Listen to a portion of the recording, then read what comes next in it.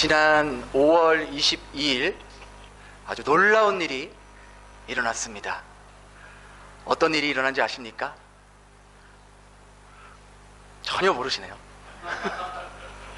2002년 한일 월드컵 당시에 우리 한국이 4강 신화를 기적을 일으키지 않았습니까? 그로부터 23년 후 아주 놀라운 기적이 일어났죠. 우리나라 대한민국 사람인 손흥민 선수가 토트넘을 이끌고 2025년 유로파리그 결승에서 강팀을 만나. 어떤 팀인지 아십니까? 우리 사님은 새벽을 뚫으시고 그 경기를 보셨나 봅니다. 맨체스터 유나이티드를 1대0으로 누르고 우승을 하게 됩니다. 2008년 리그컵 우승 이후 17년 만에 토트넘이 우승컵을 들어 올렸다고 합니다. 근데 이 일이 왜 기적이냐면, 손흥민 선수가 처음 토트넘에 입단했을 때만 해도 사실 이 팀은 그 바닥을 헤매고 있었고, 순위의 바닥을 헤매고 있었고, 또 2류급 선수들로 가득했다고 합니다. 최하위를 전전하던 팀이 유럽 중에서 내노라 하는 리버풀이라든지 이런 맨체스터라든지 이런 강팀들을 차례차례로 꺾고 이 유럽 전체 리그에서 우승을 차지했다는 것은 정말 기적 중에 기적이라고 말할 수 있는 것이죠. 토트넘의 주장을 맡고 있던 이 손흥민 선수도 이 팀에서 무려 10년을 뛰었지만 그동안 우승컵을 단 한 번도 들어보지 못했습니다. 오죽하면 그와 함께 발을 맞췄던 이 해리케인 선수도 이 팀에선 도저히 우승할 수 없겠다라고 해서 다른 강팀으로 이적하고 그 팀을 옮겼잖아요. 하지만 손흥민 선수는 끝까지 토트넘을 지키면서 무려 17년 만에 우승을 안게 되는 가장 큰 공헌을 하는 선수로 인정받게 되었다는 것이죠. 토트넘이 우승을 한 것도 정말 놀라운 일인데, 저는 그 모습보다 더 놀랍고 더 감격스럽고 감동스러웠던 것은 바로 이 팀에서 함께 뛴 선수들, 동료 선수들이 모두 다 하나같이 이 우승의 공로를 바로 손흥민 선수에게 돌렸다라는 거예요. 바로 다른 이 동료 선수들이 인터뷰를 하면서 모두 다 손흥민 선수 덕분에 이렇게 우승할 수 있었다.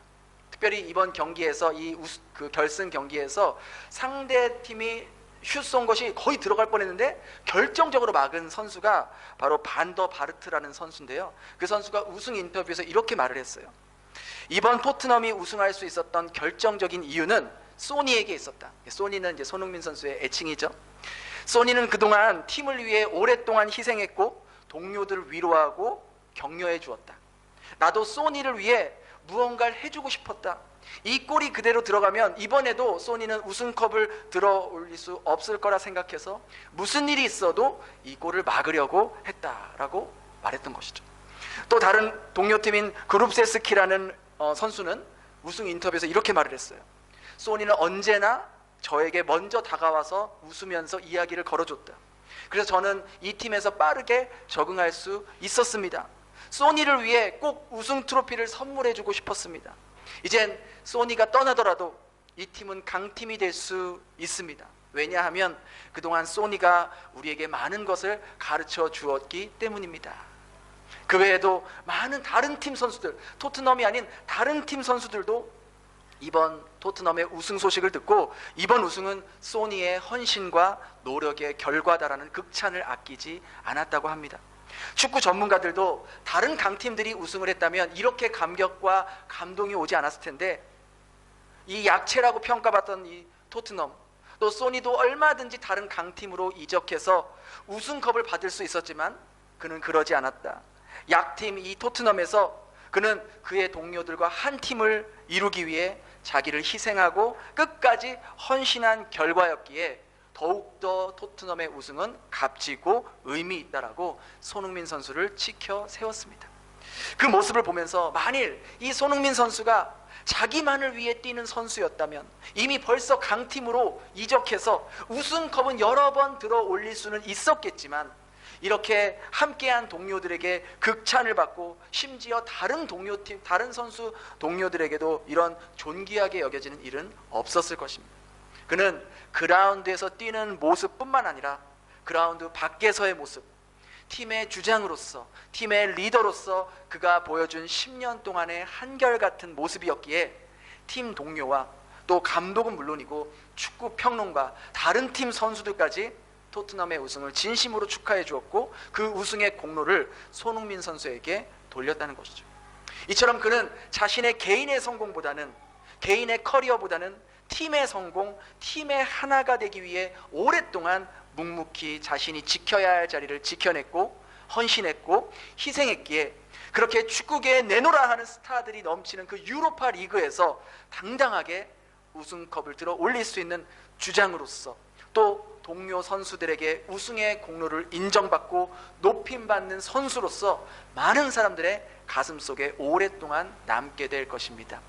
이러한 모습은요, 주님을 만난 이후부터 한결같이 교회를 위해, 성도들을 위해, 하나님 나라를 위해 자신의 삶을 헌신하고 희생했던 사도 바울과의 모습도 오버랩됩니다.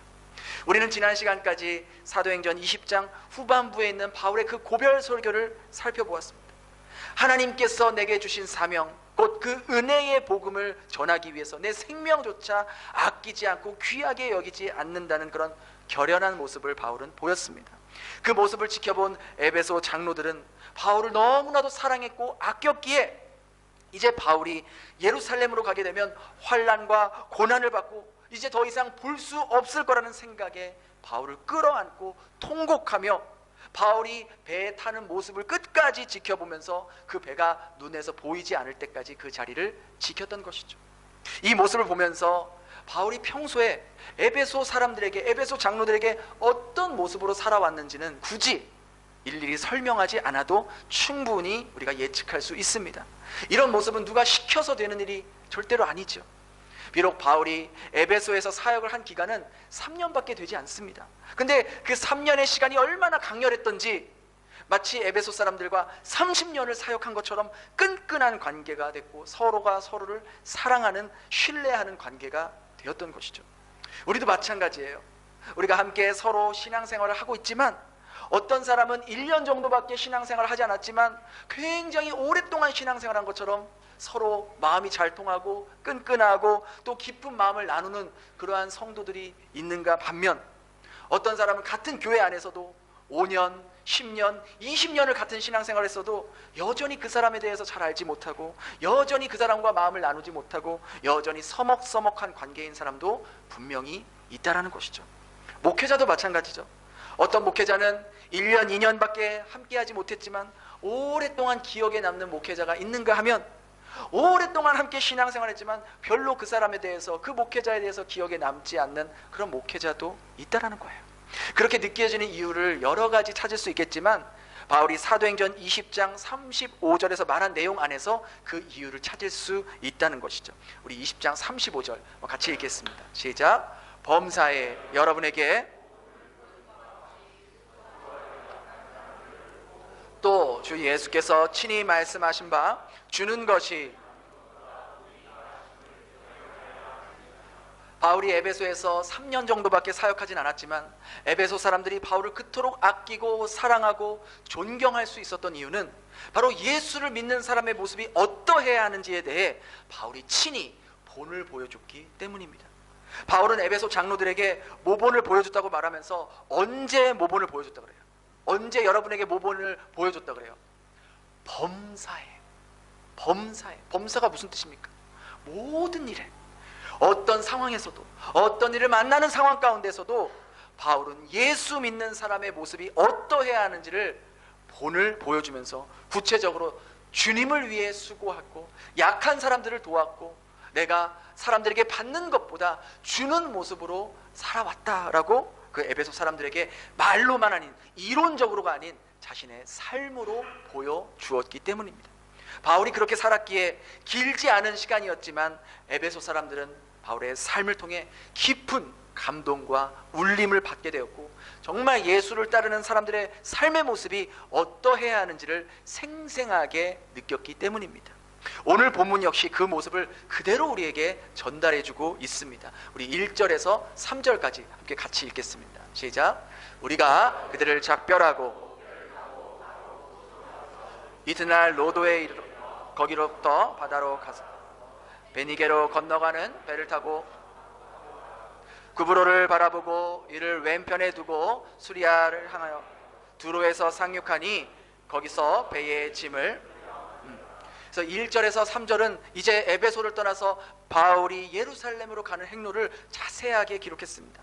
이 짧은 구절 가운데 무려 7지역의 그 지역명을 거론합니다. 지도에서 좀 명칭이 잘 안 보이시겠지만 저 왼쪽 끝에서부터가 고스입니다. 그래서 고스와 로도와 바다라를 거쳐서 쭉 이제 길게 지중해를 건너서 그 지중해 가운데 그 긴 저 가운데 있는 섬이 바로 구브로 섬, 요즘 말로 키프로스 섬, 그 구브로 섬입니다. 그 구브로 섬을 왼편에 두고 쭉 내려와서 바울이 도착한 저 밑에 쪽에 도착한 곳이 바로 두로 지역입니다. 그렇게 최대한 빨리 예루살렘으로 가야겠다는 바울의 마음이 그의 행선에 그대로 담겨져 있는 겁니다. 사실 바울은요, 지금 노년의 나이에 접어들고 있습니다. 그때 당시에 바울의 나이가 50대 초반에서 중반으로 대략 예측하고 있는데, 그것이 지금 오늘날로 말하면 거의 75세에서 80세 되는 그런 아주 연로한 나이입니다. 그리고 바울은 건강한 몸이 아니었습니다. 바울에게는 이미 지병이 있었습니다. 2000년 전 그 노년의 나이에 또 병이 있는 그런 몸으로 이 배를 타고 수많은 지역을 통과해서 이 긴 일정을 소화하는 것은 결코 쉬운 일이 아니었다는 것이죠. 바울은 지금 최고급 시설을 갖춘 크루즈를 타고 여행하고 있는 것이 아닙니다. 그 당시 이렇게 긴 항해를 하기 위해서는 그 화물들을 실은 화물선을 타고 가야 하는 상황이었어요. 그런 화물선에 무슨 편의시설이 잘 갖춰져 있었겠습니까? 제대로 먹기나 했겠습니까? 불편하고 딱딱한 바닥에 몇 날 며칠을 보내면서 그 출렁이는 지중해를 가로지르며 바울은 예루살렘으로 그렇게 묵묵히 가고 있었던 것이죠. 그 뱃속에서도 아마도 바울은 자신을 이 자리까지 인도해 주신 그 주님을 기억하며 앞으로 어떤 결박과 환난의 길을 만난다 할지라도 끝까지 자신을 이끌어 주실 주님께 자신의 삶을 맡기겠다고 결심하면서 아마도 이 지중해를 건너오고 있었을 것입니다. 그렇게 바울이 탄 배가 약 일주일 만에 도착한 곳이 바로 두로입니다.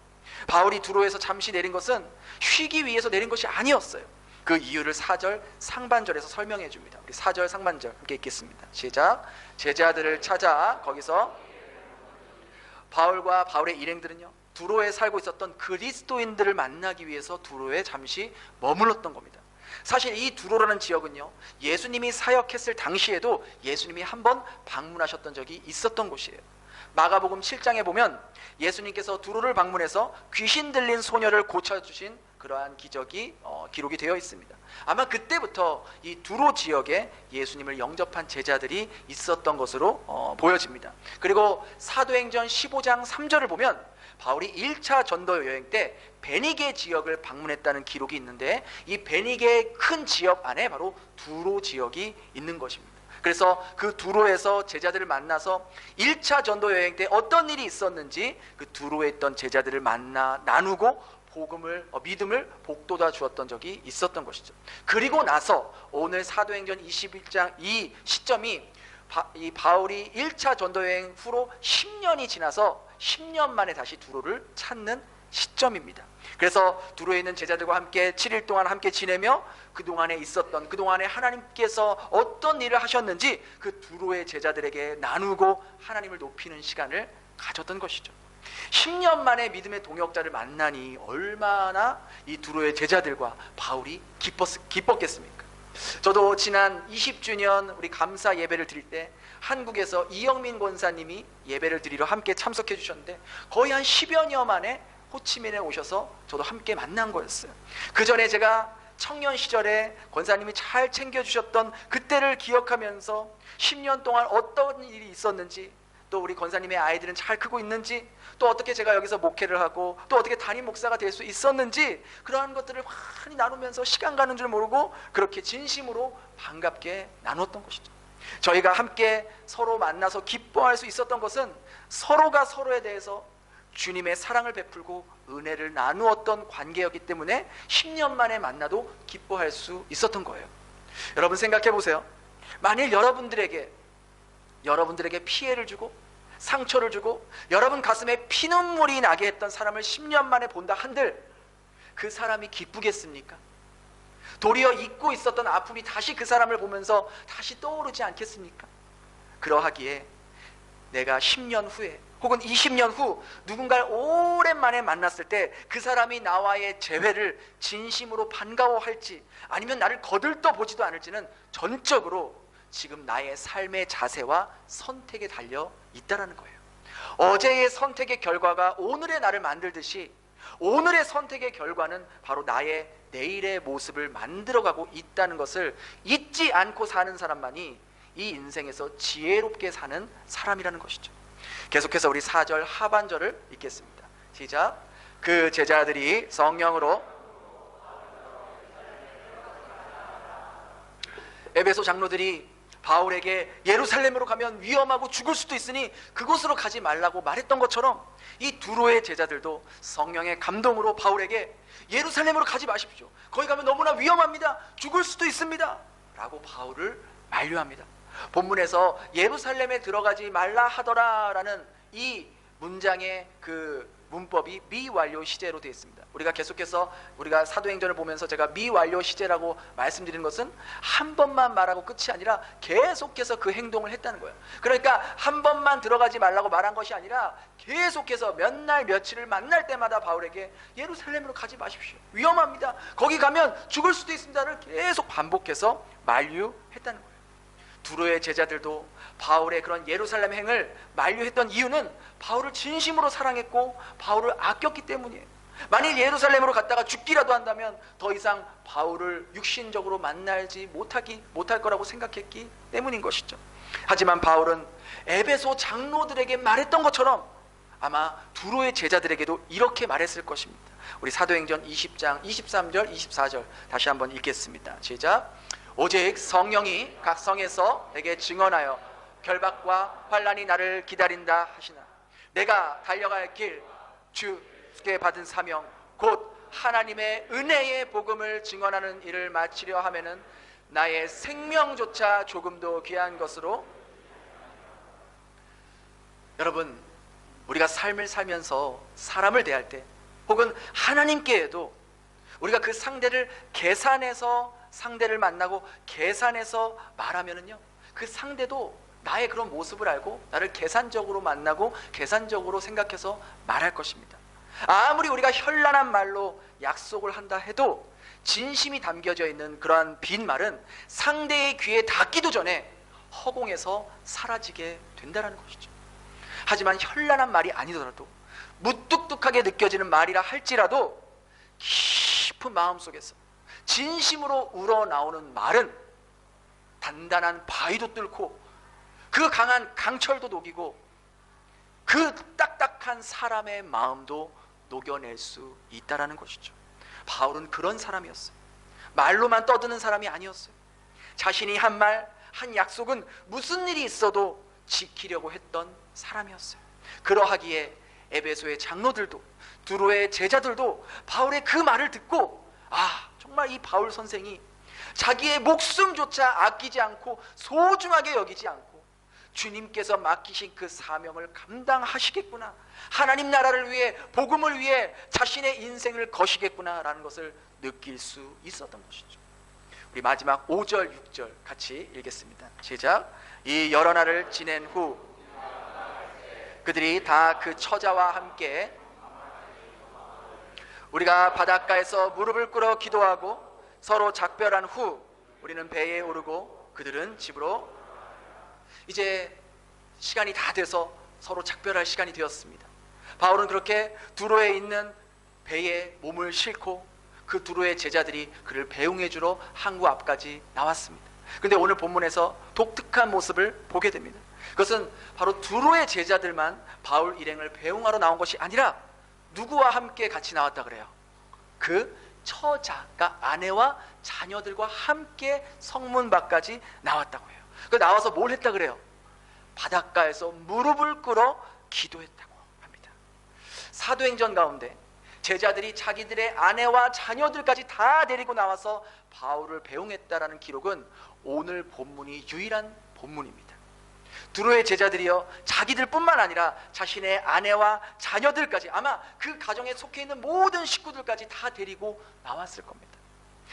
그 이유는 아마도 지난 7일 동안 이 두로에 있으면서 두로의 제자들과 또 그들의 아내와 자녀들에게까지 지난 10여 년 동안 하나님께서 자신을 어떻게 사용하셨고 어떻게 지켜주셨고 어떻게 역사하셨는지, 또 주님의 말씀을 순종할 때에 어떤 일들이 일어났는지를 아주 생생하게 전하고 주님의 말씀을 가르쳤기 때문입니다. 두로의 제자들이 바울에게 바울 선생님 예루살렘으로 가시면 안 됩니다 라고 만류했을 때에도 그 현장에 그 아내와 자녀들이 있었을 것입니다. 그리고 바울이 나는 주님을 위해 내가 받은 그 사명을 이루기 위해서 내 목숨도 아까워하지 않겠다라는 그 결연한 이야기를, 그 고백을 했을 때에도 그 제자들의 아내와 자녀들 그 현장에 있었을 것입니다. 그때 당시 바울의 눈빛, 바울의 목소리, 바울의 그 결연한 모습, 그들은 직접 그것을 보고 듣고 보았을 것입니다. 그리고 그것은 짧지만 그들에게 강렬한 인상으로 남게 되어 그들에게 더할 나위 없는 생생한 신앙 교육의 현장이 되었을 것입니다. 그리고 바울이 마지막 두로를 떠나는 순간 그렇게 하나님께 받은 그 사명을 완수하고 자신의 입으로 고백한 것을 삶으로 이행하기 위해 배에 오르는 바울의 모습을 자신들의 아내와 자녀들에게 보여주고 싶었던 거예요. 그리스도인이라면 저렇게 사는 것이 맞다는 것을, 주님의 길을 가는 사람이라면 어떤 길을 가야 하는지를 직접 아내와 자녀들에게 보여주고 싶었기 때문이라는 것이죠.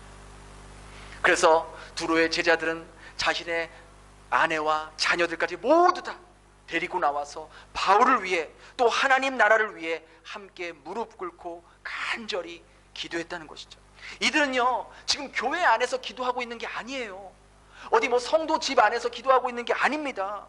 우상을 믿고 있는 수많은 그 이방인들이 살고 있는 그 항구 안에서, 오늘날로 말하면 공항에서 사람들 붐비고 사람들 전송하는 수많은 사람들이 오고 가는 그 공항 한가운데에서 그들이 무릎을 꿇고 하나님 앞에 기도하며 울며 기도를 올려드렸던 거예요.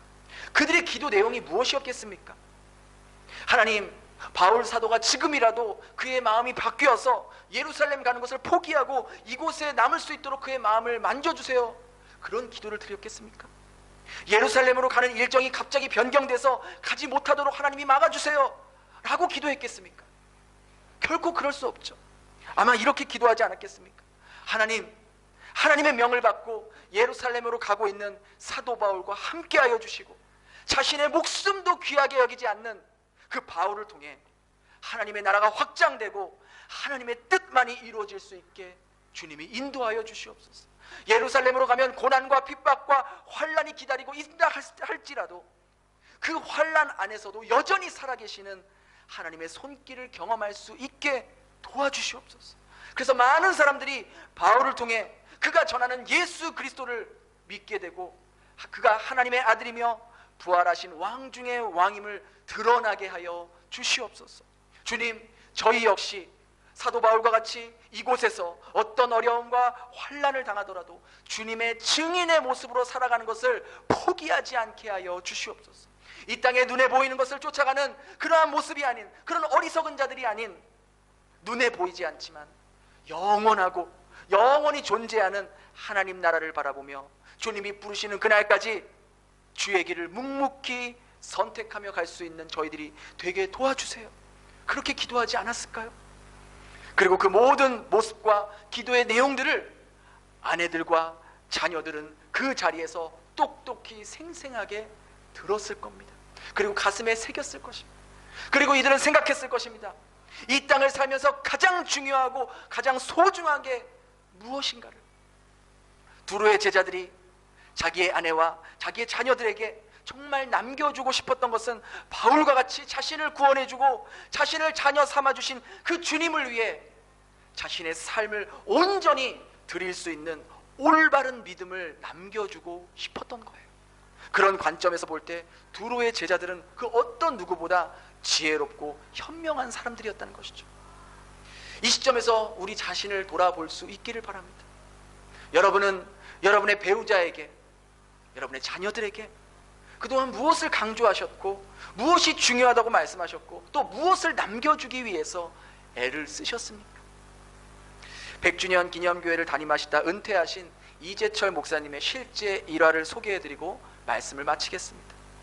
이재철 목사님이 청년 시절에 금요 기도회에 참석하셨는데, 그때 예배를 인도하신 목사님이 옆에 있는 사람들과 기도 제목을 나누고 서로를 위해 함께 기도하라고 그렇게 이제 부탁을 했습니다. 그래서 이 목사님 옆에 대기업 임원이었던 두 집사님 부부가 앉아 계셨는데, 이 부부는 그 목사님이 평소에도 존경했던 그러한 집사님 부부였다고 합니다. 근데 이 두 분은 자신의 외아들이 군 면제를 받을 수 있도록 지금 40일 작정 기도 중이라면서 자기에게도 함께 기도해달라고 부탁했습니다. 실제로 그 아들이 군 면제를 받기 위해서 매일매일 금식하면서 체중 미달 판정을 받으려 했고, 그런 상황이었어요. 근데 그 당시 청년이었던 이재철 목사님도 그때 내가 믿음이 깊지 않았지만 그 중년 부부의 기도를 하나님께서 받으시기엔 너무나도 불의한 내용이라고 느껴졌던 것이죠. 살아계신 하나님께서 그런 기도를 들어주신다면 하나님은 그저 무당이나 점집의 무당이 나의 소원을 들어주는 도깨비 방망이 그 이상 그 이하도 아니라고 생각했기 때문입니다. 근데 그 부부의 아들은 그렇게 금식하면서 체중 미달로 결국 군 입대를 면제받게 되었습니다. 그 부부는 하나님께서 자신들의 기도에 응답해 주셨다고 날뛰면서 기뻐했습니다. 하지만 이 목사님은 그런 모습을 보며 저것은 인간이 시도한 불의의 결과일 뿐이지 결코 하나님의 응답이 될 수 없다라고 생각했던 것이죠. 그 부부의 아들은 그렇게 불의한 방법으로 군 입대를 면제받아 자기 또래보다는 2, 3년 더 빨리 사회에 진출할 수 있게 되었다고 합니다. 그리고 시간이 많이 지난 20년이 지난 후 우연히 그 가정에 대해서 들었다고 합니다. 안타깝게도 그 아버지는 불의의 교통사고로 세상을 떠났고, 이 아들은 결혼해서 가정을 이루었지만 홀로 남은 어머니를 전혀 돌보지 않았다는 것이죠. 외아들의 군 입대를 면제를 위해서 40일 작정 기도를 하시면서까지 아들에게 주입시켜준 그 이기심과 마땅히 책임져야 할 군 복무의 의무를 피하려 했던 결과가 고스란히 그 어머니에게 부메랑으로 되돌아왔다라는 것이죠. 그런데요, 머지않아 그 아들도 자기 자식으로부터 똑같은 대접을 받게 될 것입니다. 왜? 자식은 부모가 하는 대로 그대로 배우고 똑같이 하기 때문입니다. 그런 관점에서 지난주 우리 둘째 아들을 해군에 입대한 우리 김인경 집사님 대단하신 겁니다. 너무나도 자랑스럽고 엄마 아빠의 마음으로서 너무나도 힘들고 또 가슴이 아플 때도 있겠지만, 우리는 그동안 수많은 남의 자식들의, 남의 아들의 그러한 희생과 헌신으로 우리는 편안하게 대한민국에서 살아왔습니다. 우리는 그렇게 빚을 진 사람들입니다. 그러한 관점에서 정말로 여기 계신 모든 분들의 아들을 군대를 보내셨던 분들, 또 이제 앞으로 보내실 분들, 또 지금 군대에 있는 그런 분들, 너무나도 대단하시고 정말 하나님의 말씀대로 살려고 노력하시는 그러한 모습입니다. 자기만 위하고 자기 가정만, 자기 자식만 위하는 이기적인 사람들이 이 세상에서는 더 빨리 출세하고 더 많은 돈을 벌 수 있을지는 모르겠습니다. 하지만 그런 이기적인 사람들을 통해서는 그들이 아무리 하나님의 이름을 부르고 아무리 작정기도 금식기도를 한다 하더라도 그런 사람들을 통해서는 하나님의 뜻이 이루어질 수는 없다는 것이죠. 반대로 눈에 보이진 않지만 말씀을 통해 가르치시고 인도하시는 그 살아계신 하나님의 말씀을 자신의 삶의 기준으로, 삶의 가장 중요한 가치로 여기는 사람과 그 사람이 속해 있는 가정은 비록 환난과 어려움과 고통이 찾아올지라도 그 안에서 하나님의 도우심과 인도하심 가운데 하나님의 뜻이 반드시 이루어지게 된다라는 것입니다. 오늘 이 시간 이후부터 두로의 제자들처럼 내가 먼저 내 가정의 기준을, 내 자녀의 양육의 기준을 변하지 않는 진리 대신 그 주님의 말씀 위에 세울 수 있길 바랍니다. 그 어떤 것보다 하나님을 신뢰하는 믿음을 소유하고 그것을 가르치고 그것을 나누고 그것을 공유할 수 있는 여러분 될 수 있길 바랍니다. 그것이 주님께서 나를 먼저 부르셨고 나를 먼저 자녀 삼아 주셨고 지금까지 내 인생을 이끄시고 인도하신 이유였다는 것을 발견할 수 있기를 바랍니다. 여러분들의 자녀들이 여러분들을 보면서 나중에 나이가 들어서 고백하기를, 엄마 아빠, 난 엄마 아빠처럼 그렇게 세상에서 돈도 많이 벌고 좋은 직장에서 좋은 집과 좋은 차와 해외여행 다니면서 그렇게 부족함 없이 살고 싶어요 라고 말하기보다, 엄마 아빠, 제가 엄마 아빠의 자녀가 된 것이 너무나도 감사해요. 엄마 아빠가 믿고 있는 그 하나님을 저에게 전해주셔서 그것이 제 삶의 가장 큰 복이고 은혜예요. 엄마 아빠를 통해서 제 인생에 정말 중요한 것이 무엇인지를 발견하게 되었고 제가 정말 붙잡고 살아가는 것이 무엇인지를 알게 되었어요. 저도 부족하지만 엄마 아빠처럼 주님에 대한 참된 믿음과 그 주님의 말씀에 순종하며 살 수 있도록 저를 위해 기도해 주세요. 이런 고백을 자녀로부터 들을 수 있다면 그 사람은 하나님께서 맡기신 자신의 인생을 하나님 앞에서 사명을 다해 살아왔다라고 고백할 수 있지 않을까요?